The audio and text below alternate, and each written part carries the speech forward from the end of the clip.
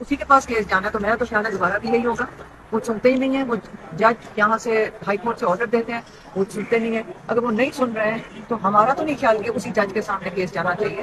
یہ تو زیادتی ہے، انصاف تو نہیں مل رہا ہے عمران خان کو یا نائی شان ہے. اٹارنی جنرل صاحب نے تسلیم کیا کہ جج صاحب کا 14 دسمبر کا آرڈر غلط تھا. اس کے باوجود آپ سمجھتی ہیں کہ اگر انہی جج کو برقرار رکھا جاتا ہے تو پھر انصاف کی توقع نہیں ہوگی؟ یہ جج نہیں ہونا چاہیے.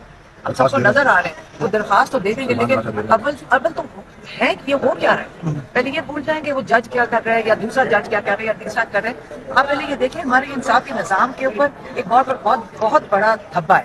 اور پہلے تو اس دھبے کو تو ٹھیک کریں نا. ہمیں نظام کو ٹھیک کرنا چاہیے کہ یہ لوگوں کی زندگیوں کا مذاق بنا دیں، جیلوں کے اندر ڈال کے ایک ان کا مذاق ہی بنا ہوا ہے. 4 مہینے سے سائفر کے لیے جیل میں بیٹھے رہیں گے، اور اس کے بعد پھر ان کو ایک اور جیسی وہ جج نکلتا ہے اگر بیل ملتی ہے اور یہاں سے سپریم کورٹ سے ایک اور جج وہاں تیار بیٹھا ہوتا ہے ان کو دوبارہ جیل میں رکھنے کے لیے. سیدھی بات کرے کہ جی ہم نے اس کو جیل سے نکالنا نہیں ہے اور ہم نے ہر بہانہ ڈھونڈنا ہے عمران خان کو جیل میں رکھنے کے لیے. 9 مئی واقعات کے 12 مقدمات میں نامزد کیا گیا ہے. GHQ حملہ کیس میں گرفتار کر لیا گیا ہے. کیا سمجھتے ہیں کہ انتخابات سے باہر کرنا ہی اصل مقصد تھا اور اب ان کو 2 حلقوں سے نااہل بھی قرار دے دیا گیا؟ اب نااہل کیا ہوا کس وجہ سے؟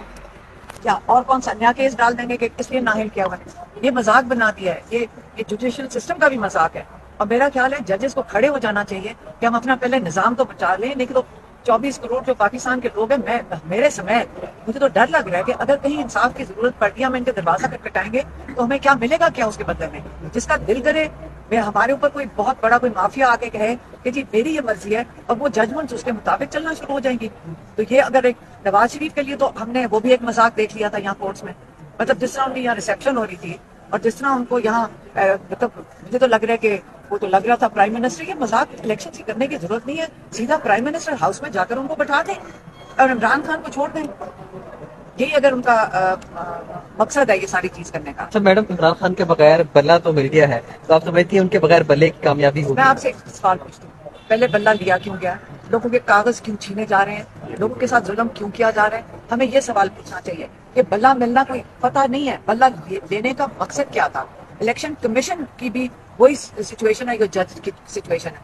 وہ جو ان کا دل کرتا ہے وہ کون سی کانسٹیٹیوشن کے اوپر چل رہے ہیں. اور خان صاحب نے جب جیل میں وہ آئے ہوئے تھے جس طریقے سے وہ کنڈکٹ کر رہے تھے، عمران خان نے بھی یہی کہا تھا کہ جس طرح آپ نے آئین کے مطابق اپنا جو عہد کے مطابق آپ نے جو آپ کی ذمہ داری تھی کہ آپ پوری کریں، الیکشن کروائیں، انہوں نے نہیں کروایا اور وہ اس گیم کا حصہ بنے ہوئے ہیں. تو عمران خان نے یہی کہا تھا کہ آئین توڑ ہے، اتنی سیریس چیز آپ الیکشن نہیں کر رہے تو آپ کے اوپر تو آرٹیکل 6 لگنا چاہیے. یہ عمران خان نے ان ججز کو کہا تھا اور یہ بالکل صحیح ہے. یہ لا کے مطابق انہوں نے صحیح بات کی. اچھا اینڈ پہ میڈم بس یہ بتا دیجیے گا، جوید چوہدری صاحب نے بھی ایک پوڈ کاسٹ کی، اس میں کہا کہ عمران خان صاحب رو رہے تھے، ان کی آنکھوں میں آنسو تھے، پیپر بھی مانگا، تو باڈی لینگویج اور جو ان کا مورال ہے اس حوالے سے ذرا کلیریفائی کرتے ہیں. یہ کس نے کہا تھا؟ جوید چوہدری صاحب یہ کہا تھا جی. لیکن ہم کورٹ میں کھڑے ہوتے ہیں جب عمران خان آتے ہیں، وہ 3-4 صحافی جن کو اجازت ملی تھی اس دن آنے کی، یہ ان سے بھی پوچھ لیں.